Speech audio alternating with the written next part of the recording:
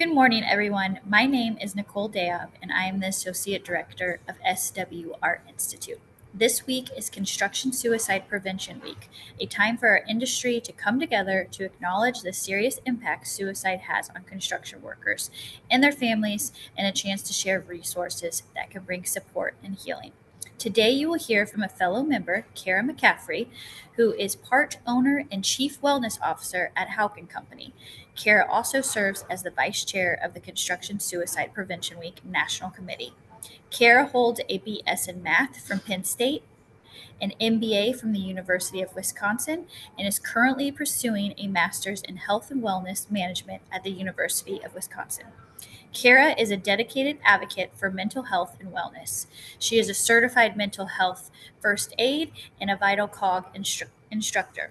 Kara's commitment is deeply personal, rooted in the loss of her brother Gary to suicide in 2005. With a diverse background in the construction industry and over a decade in healthcare, IT, focusing on education and suicide prevention and medical software.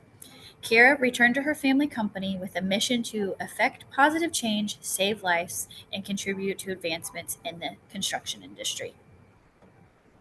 On today's webinar, Kara will explore how companies can raise awareness, equip teams with practical tools, educate staff on suicide prevention strategies, drawing from Houck's real-world experience.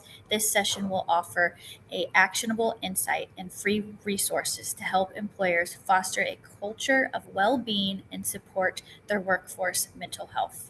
Before we get started with today's webinar, I would like to pass things over to SWR Institute's Safety Committee Chair, Carlos Noya. Take it away, Carlos. Life is the most precious gift we receive, though we are not always aware of it. In those times of limited awareness, infancy, adolescence, advanced age, or during mental health struggles, we rely on others to protect and guide us. Today, we will hear from a true expert on the subject, Kara McCaffrey, as we consider our ethical duty to help those who are not in a position to help themselves. We must broaden our view of the risk. Suicide does not impact only those with genetic conditions or only veterans and first responders. The second highest civilian casualty sector is construction. The threat exposes the gap between what we label not our job, not our problem, and the reality of life on the wall. It is our problem. Freedom from employer or contract liability is not the same as freedom from basic human responsibility. Inaction by industry leadership contributes to the problem. We are long past due to choose action. Industry leaders are not yet meeting the moment. In our workforce, suicide claims more than 5 times as many lives as all worksite hazards combined. If you add up all the falls, all the trench collapses, all the crane problems, all the electrocutions, all the silica deaths, right, every other physical danger on site, that represents less than 1/5 of the loss of life due to suicide. Yet employers do not invest 5 times the energy or money into educating and helping their teams with suicide prevention and mental health awareness. That's enough for me. We are very lucky and privileged to have Kara here today. Her knowledge is exceptional and hard-earned, and her dedication to combating this threat to our industry's workers is truly inspiring. Thank you, Kara, for everything you do to protect our people and for your willingness to share your experience and knowledge to help us learn about such an important topic. Thank you, everybody, for your participation, focus, and what I will hope will be a response through action in the immediate future. All right, without further delay, here's Kara McCaffrey.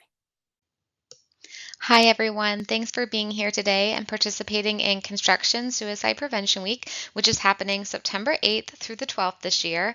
A big thanks to SWR Institute for hosting this as well.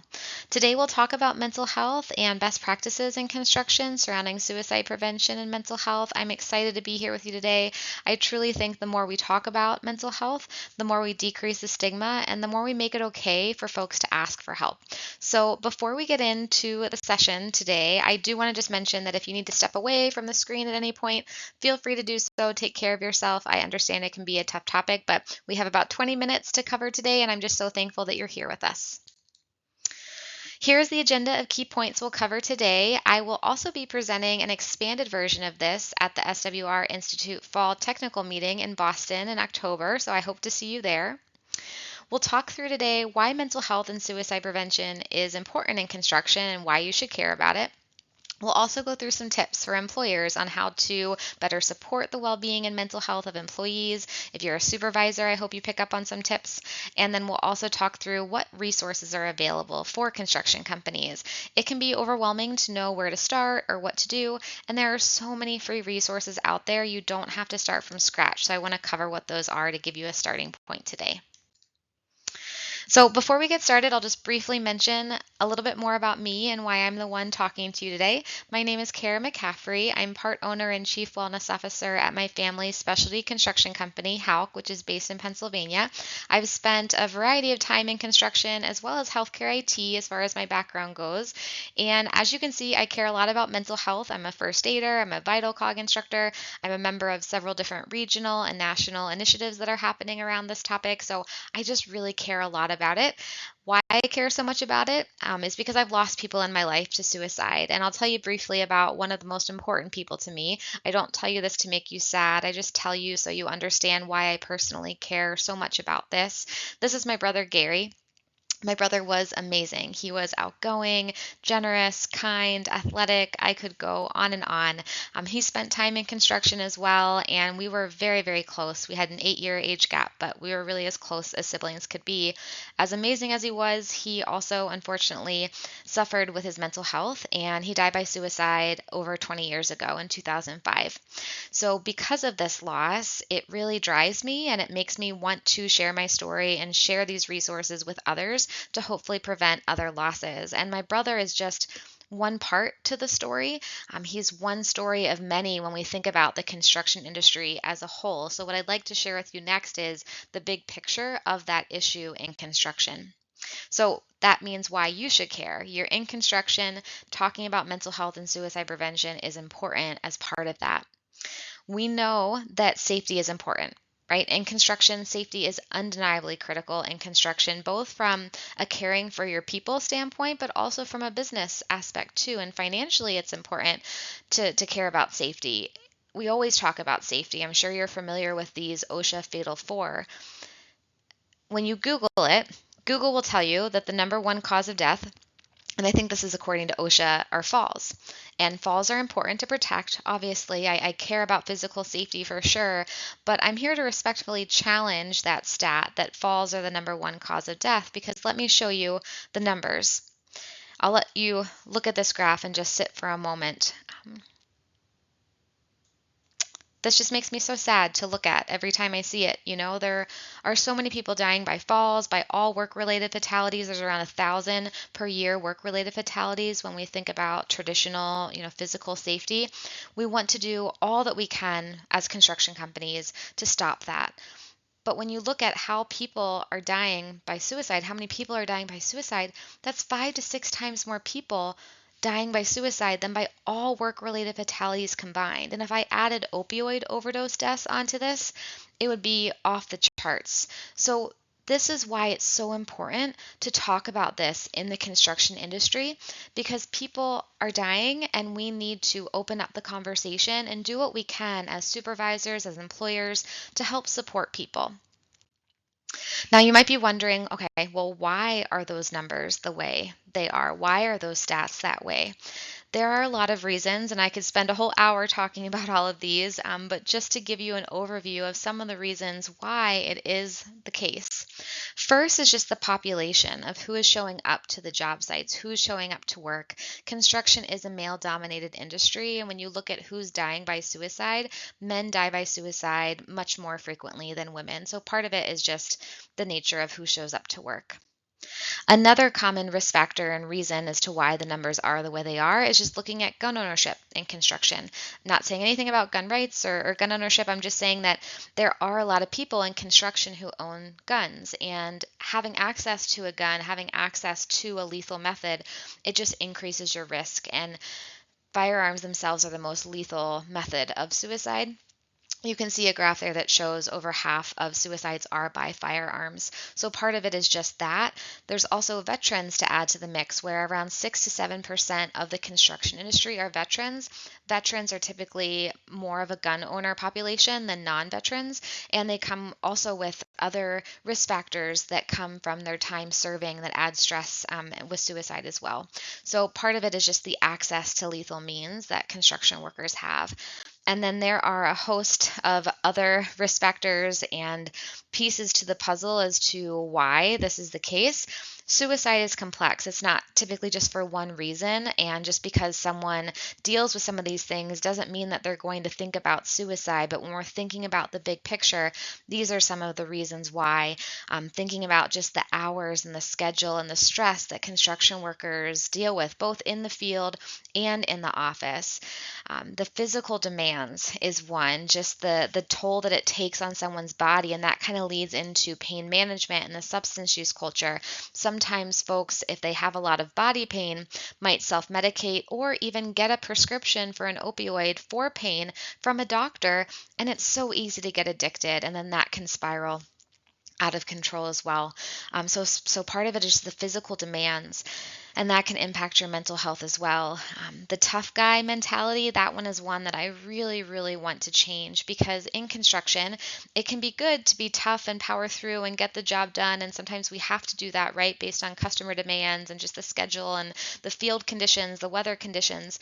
But if you tough it out and just power through and don't ask for help or don't talk about your mental health and you're struggling, you're not going to get the help that you need to get to a better place. And so I really want to break that down and make it tough to actually talk about your mental health, tough to ask for help, tough to open up, and that takes strength. So I'm really trying to flip the script on that one. Time away from family and friends, if you're away on job sites and the isolation. I could go into more detail about this, but just so you can see, these are some of the risk factors that play into why construction has such a suicide rate issue. So we can't change all of those things. You can't change the weather and the financial aspect that comes with it, let's say, but some of those you might be able to.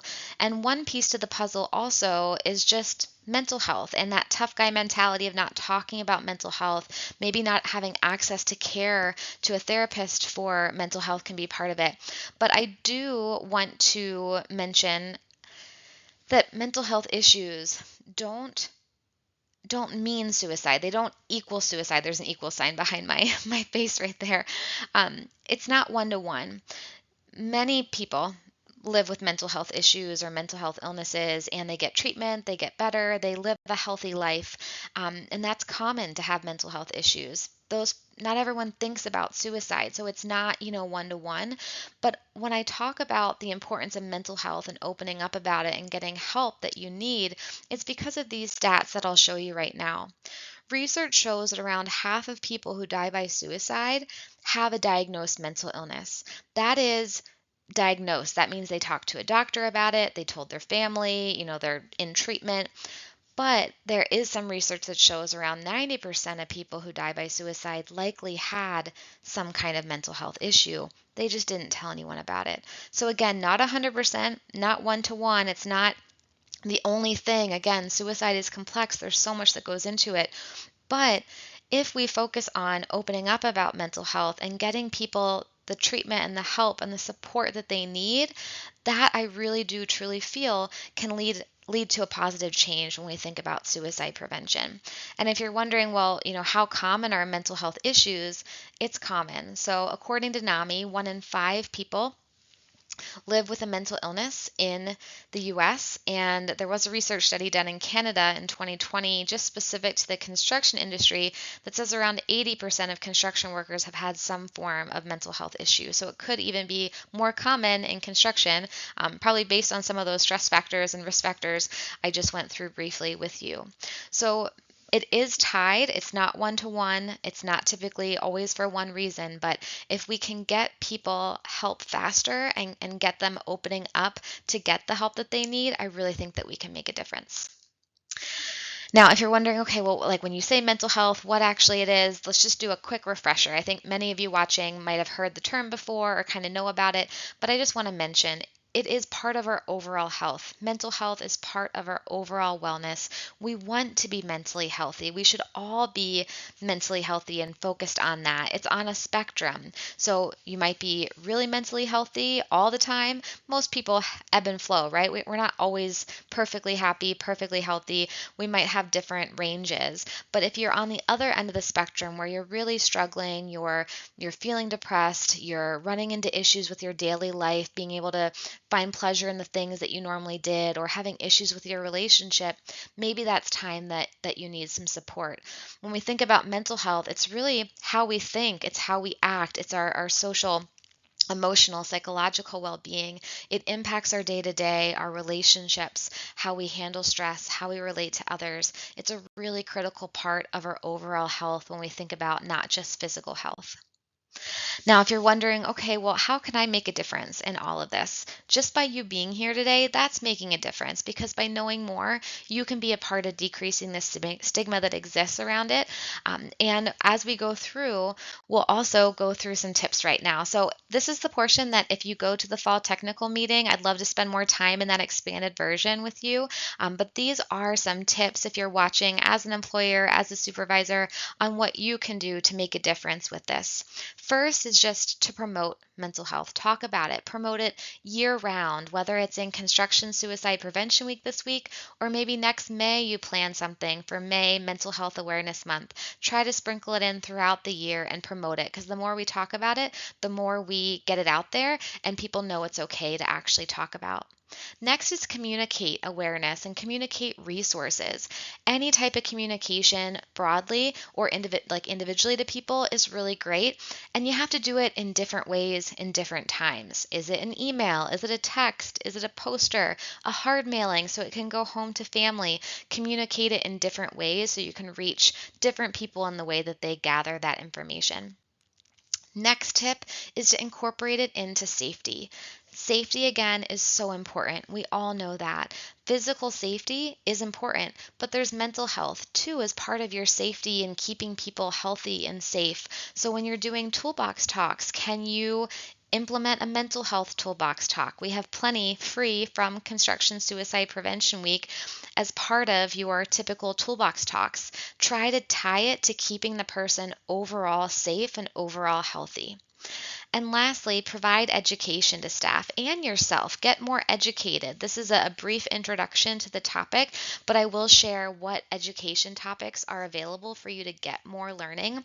And I think it's important for other people at your company, whether it be your HR team who's supporting people from a benefits perspective, your safety team, making sure that they are prepared to help people, your managers, your foremen, really everyone can find value in it, but provide more education and more education specifically on what to watch out for, what risk factors, what warning signs, and how to talk to someone about it. Here are some education options, not an exhaustive list, but there are plenty of education avenues out there that you can do. Some of these are for free, some of them you have to pay for. I really am a big fan of VitalCog. I'm a VitalCog instructor. It's a 1 to 2 hour suicide prevention. It's actually construction specific in the workplace training that talks through this stuff. Mental health first aid is also a great one, but it's typically more of a time commitment, like 6 to 8 hours. So look into these. Living Works is also offered for free for 5 people through CIASP, the Construction Industry Alliance for Suicide Prevention. So that's a good one to look into. But take some time for yourself after this to learn more, and then also really get this education out to other people at your company. Now let's talk about resources. Again, I mentioned this earlier. There are so many resources out there. And there's so many free ones, so many great ones. You do not have to do this stuff on your own. Take the time, the money, the expertise to try to create something. Take what's already there and run with it. It will save you so much time, so much effort. There's so many great resources. So let's talk through some of these. Here is a list of different national construction-specific organizations that are providing resources or providing support or help or training that you can look into later. I'm going to dig into Construction Suicide Prevention Week. I'm honored to be their vice chair of this national committee this year, but there's other great ones on the list that you can definitely check out. Construction Industry Alliance for Suicide Prevention, CIASP, another really great one. They have free training, free toolbox talks. We're working on a pathway that will be a one-stop shop for organizations to know what to do for mental health and suicide prevention. I'm really excited about that one. And there are some other good consulting firms as well if you'd like speakers. Take some time later and look into some of these options. The one that I'd really like to go through today with you so you know more about, you watching it today is actually the start of Construction Suicide Prevention Week. So this recording is going to be aired on September 8th. I would urge you to sign up for Construction Suicide Prevention Week. Mention that you went to this webinar, take some of these lessons back and do something this week. You have the rest of the week to do it, whether it's the pledge, toolbox talks, an email out to your employees, do something this week to participate, and you can actually participate and sign up for that through the end of September. But really, we're trying to track our reach across the country.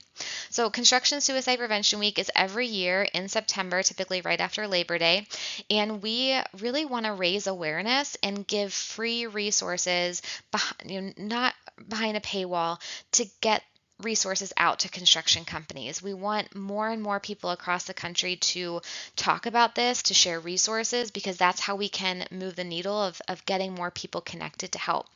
Some of the things that you see on this slide that we offer, and this is not an exhaustive list, so please go to the website. It's www.constructionsuicideprevention.com. We offer free toolbox talks. We have 9 on the website. I think we're adding 3 more around this week, so hopefully when you go and you're watching this, there's more. They're in both English and in Spanish. So these are just one-pager toolbox talks that you can implement and put into your traditional safety program.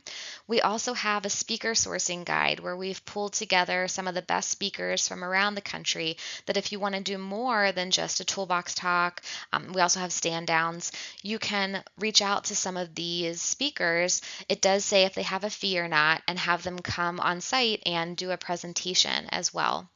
We're also doing a pledge this year to pledge to connect and check in with someone. So you could print these off and give them to your employees if you'd like, or your crew members. If you go to the website, you'll also see that there are webinars and videos available. There are sample social media posts available. There's really good starting points for you to do something about this and spread the message and spread the word. Some of those webinars go into a lot of great detail on what different companies are doing. So I really urge you to take some time to watch those and continue to learn more. So Construction Suicide Prevention Week, please go and sign up and spread the message at your company. Here are also some national resources I wanted to share with you that you could promote.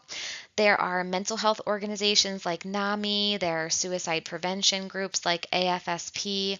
That 988 number, we actually have a toolbox talk from Construction Suicide Prevention Week, which is a great one to do this week if you'd like to share it with your safety team or your foreman who are doing toolbox talks.